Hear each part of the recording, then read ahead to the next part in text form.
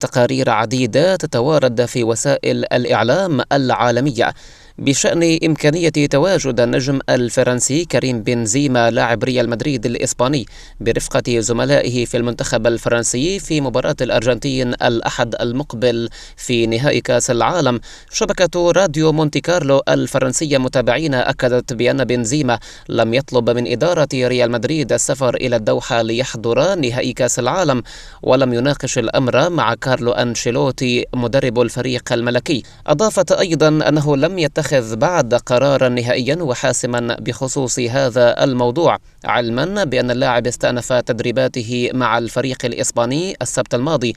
تقارير إسبانية قالت بأن إدارة ريال مدريد لن تقف أمام رغبة بنزيما في التواجد في نهائي كأس العالم، مما يسعد عشاق كريم بنزيما، ويحق لنجم ريال مدريد استلام الميدالية الذهبية أو الفضية لكأس العالم، لأنه لا يزال مقيدا بقائمة المنتخب الفرنسي.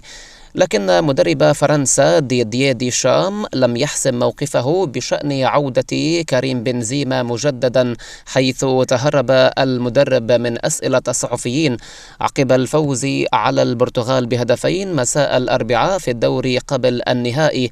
يذكر أن بنزيما غادر معسكر فرنسا قبل يومين من بداية كأس العالم بسبب إصابة عضلية استلزمت برنامجا علاجيا مدته 3 أسابيع قبل أن يعود بنزيما في الأيام الماضية، في انتظار أخبار جديدة حول مشاركة كريم من عدمها مع منتخب الديوك.